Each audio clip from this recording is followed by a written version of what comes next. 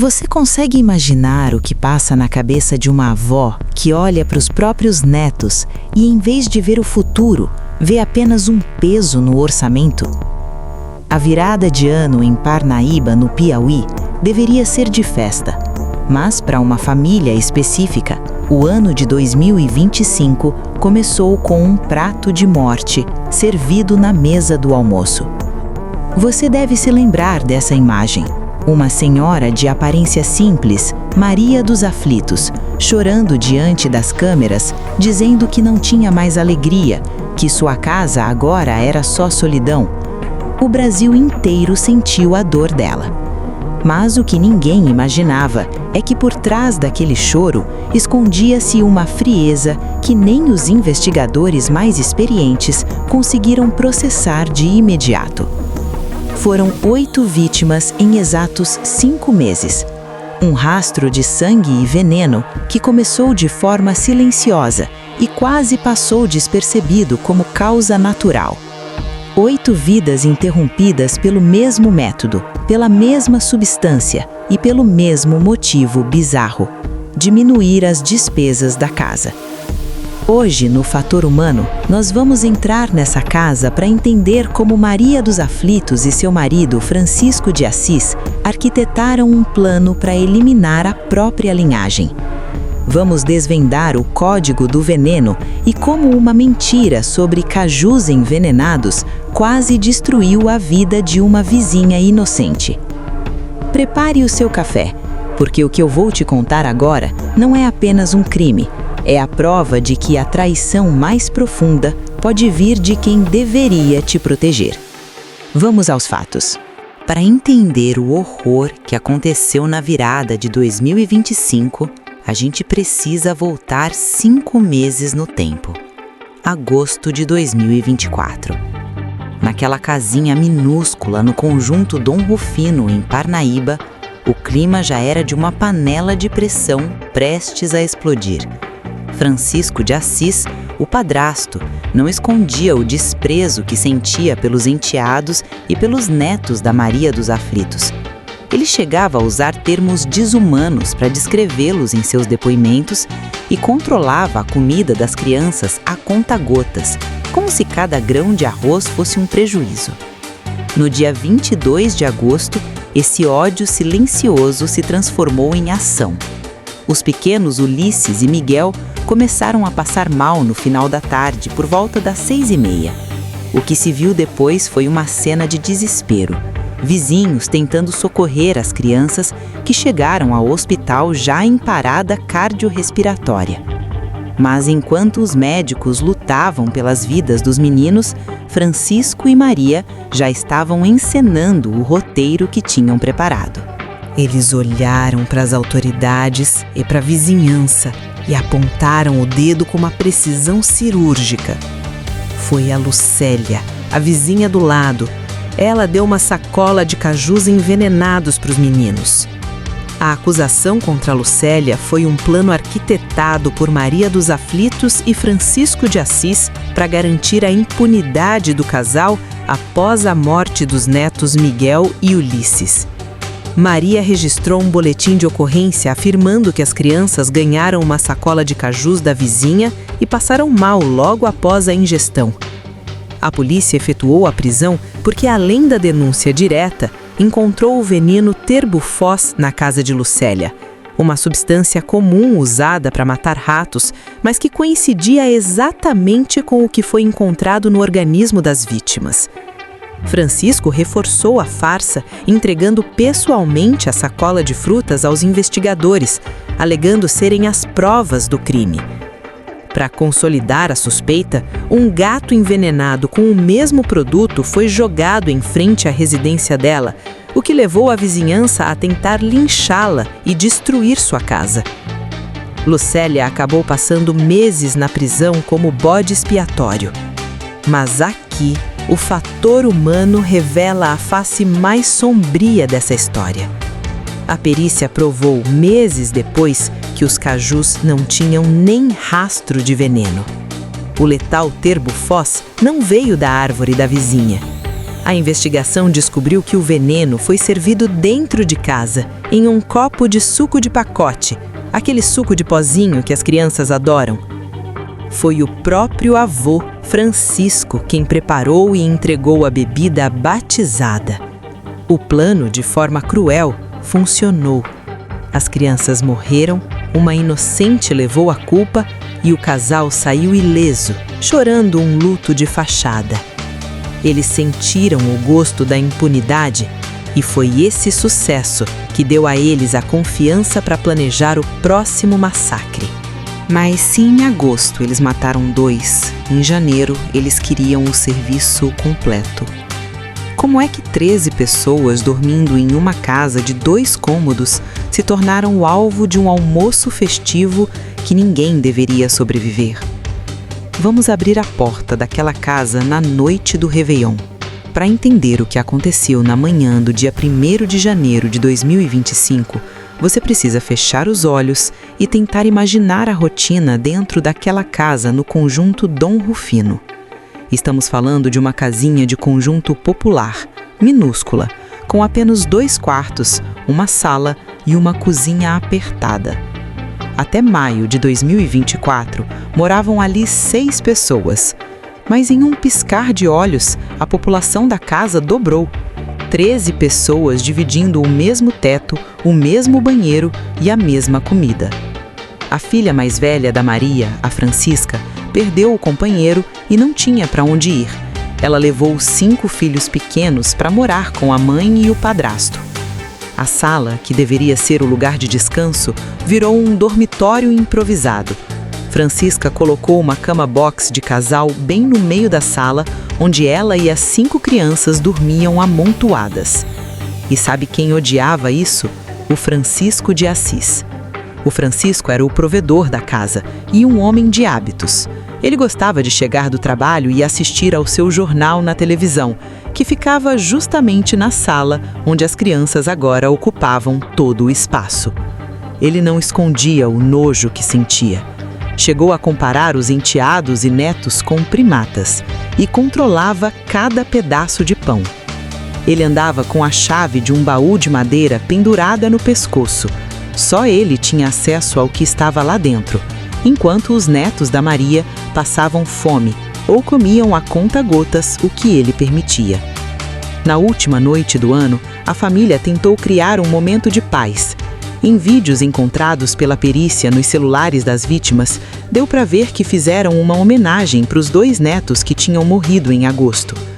Todo mundo chorou. A emoção tomou conta da sala. Mas se você olhar as imagens recuperadas pela polícia, vai notar algo assustador. Francisco e Maria dos Aflitos permanecem sem expressão. Nenhuma lágrima, nenhum sinal de luto. Uma das filhas da Maria preparou um tacho enorme de baião de 2 para a festa. Todos comeram naquela noite e ninguém passou mal. Mas o plano já estava traçado.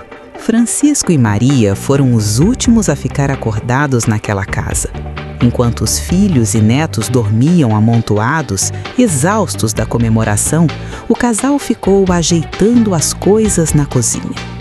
Foi nessa janela de oportunidade, no silêncio da madrugada, que a mão que deveria alimentar a família temperou o tacho de arroz com uma dose letal de terpofós.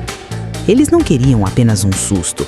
Eles queriam o que chamavam de resolver o problema das despesas. A armadilha estava pronta. Na manhã seguinte, o primeiro a acordar e sentir fome seria o primeiro a cair. Como é que Maria conseguiu convencer todos a comerem aquele arroz batizado, enquanto ela e o marido se recusavam a tocar na comida? O almoço de Ano Novo estava prestes a começar e ele seria o último para 5 pessoas. A manhã do dia 1º de janeiro começou com um clima pesado naquela casa. Maria dos Aflitos nem sequer se levantou da cama. Ela dizia para todo mundo que estava com uma ressaca terrível da festa de Réveillon e que não tinha forças para nada. Diante disso, Francisco de Assis assume o controle da cozinha com uma bondade suspeita. Ele avisa a todos que cuidaria da esposa, faria um frango exclusivamente para Maria e deixou um alerta que hoje soa como um aviso de perigo. Ninguém deveria tocar naquele frango, pois era apenas para ela. Enquanto Maria permanecia no quarto, a movimentação para o almoço da família começou na cozinha. A amiga da família, Jocilene, e a filha de Maria, Lívia, tiveram uma ideia sensata. Vamos fazer um arroz fresco para o almoço? Mas Francisco cortou a ideia na hora.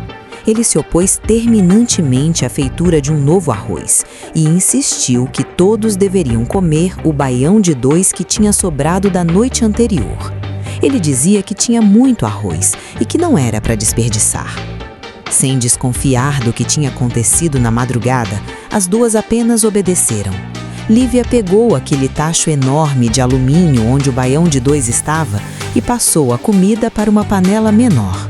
Para render e facilitar o aquecimento, elas colocaram água no arroz e levaram ao fogo.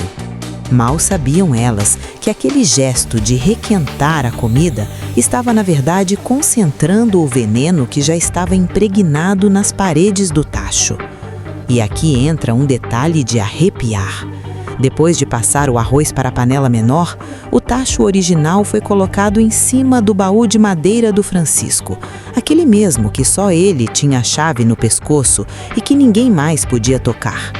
A perícia descobriu depois que, mesmo após o arroz ser retirado, as paredes daquela panela ainda estavam carregadas de veneno.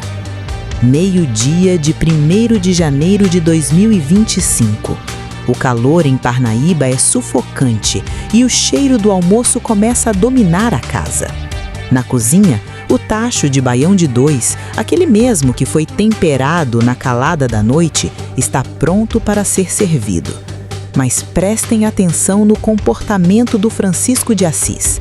Ele não é apenas um espectador, ele é o diretor dessa tragédia. Enquanto todos se aproximam com fome, ele faz uma separação cirúrgica. Para a esposa, Maria dos Aflitos, ele prepara um prato de frango exclusivo. Ele deixa um aviso bem claro para quem quisesse ouvir. Ninguém encosta nesse frango, esse é só da Maria. E para o resto da família? Ele insiste, quase obriga que todos comam o arroz requentado da noite anterior. O primeiro a servir o prato é Manuel, um jovem de 18 anos, forte e cheio de saúde.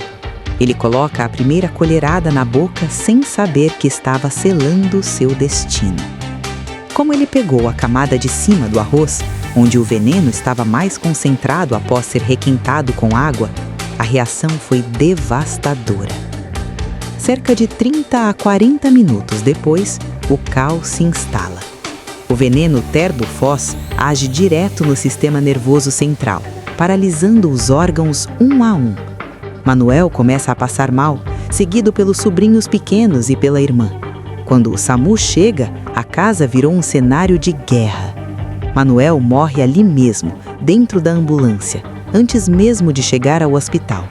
Ele foi o primeiro a comer e o primeiro a partir.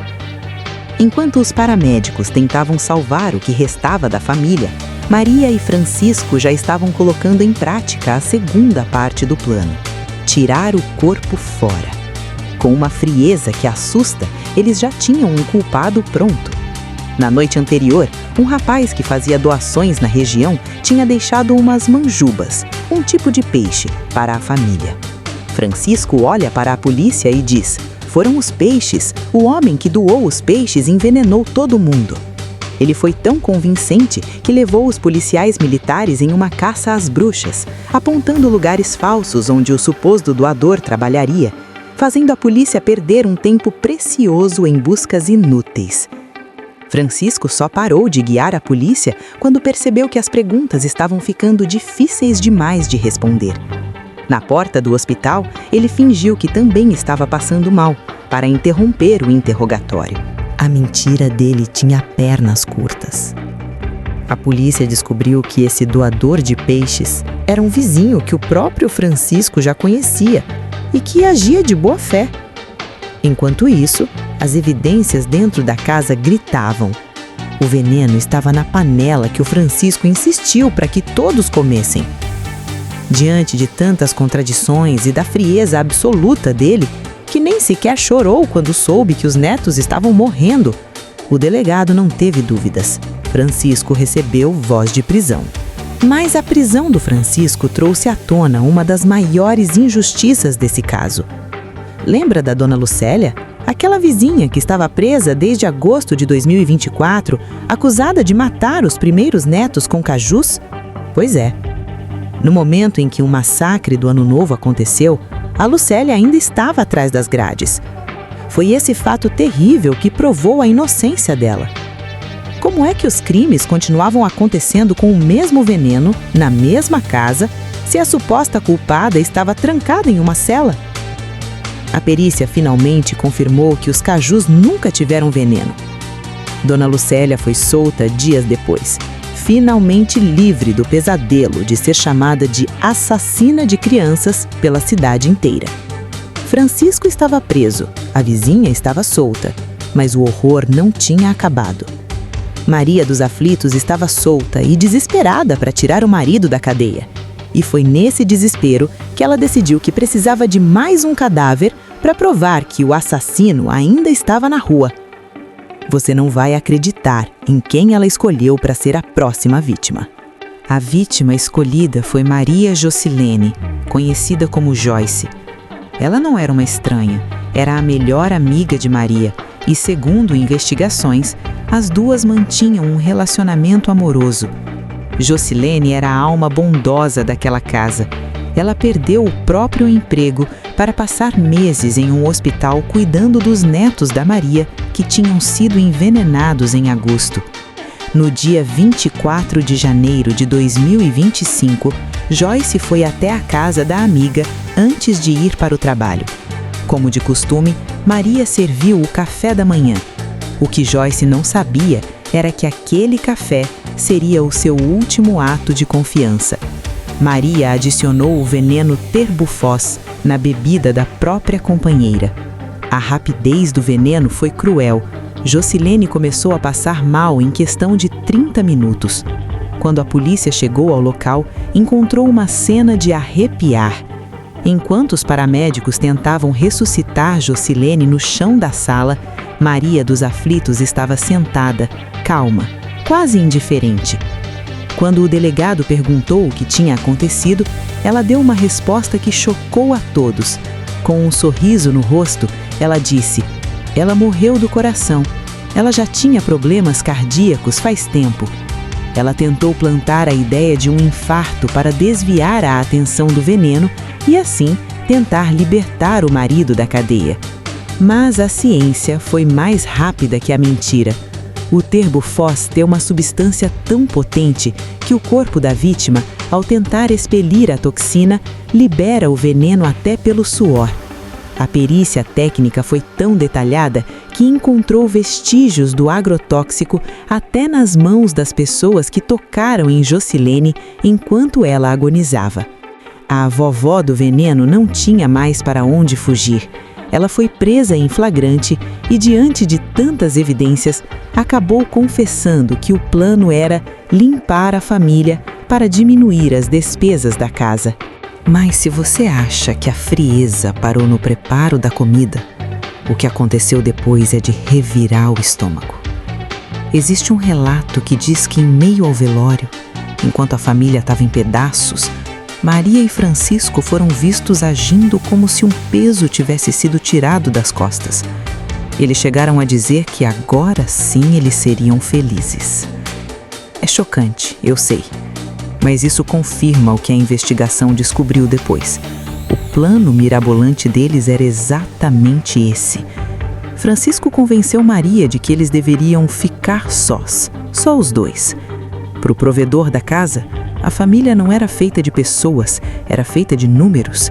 Ele sentia um forte incômodo em sustentar todo mundo e, num misto de crueldade e ignorância, decidiu que a solução para a pobreza era eliminar os próprios parentes para diminuir as despesas. Eles não estavam enterrando filhos e netos. Na cabeça doentia desse casal, eles estavam enterrando gastos. Durante as homenagens, enquanto todos choravam, As únicas pessoas que permaneciam com o olho seco e a alma vazia eram eles. A felicidade que eles buscavam era construída sobre os túmulos de quem deveria ser amado. Isso nos faz pensar: em que momento o ser humano deixa de ser humano para se tornar apenas um número? Agora, eu quero que você participe aqui embaixo. Esse caso nos deixa uma pergunta perturbadora. O que é mais assustador? A crueldade do Francisco, que nunca escondeu o nojo que sentia pela família? Ou o teatro da Maria dos Aflitos, que chorou diante das câmeras enquanto escondia o veneno no bolso? Você acha que existe recuperação para alguém que mata os próprios netos? Ou estamos diante de um mal que a ciência ainda não consegue explicar? Deixe seu comentário aqui embaixo. Eu quero ler a sua análise. Obrigado por acompanhar até aqui. Não esqueça de deixar o seu like e se inscrever para não perder a nossa próxima investigação. Eu sou Agatha Christie e esse foi mais um episódio do Fator Humano. Até a próxima!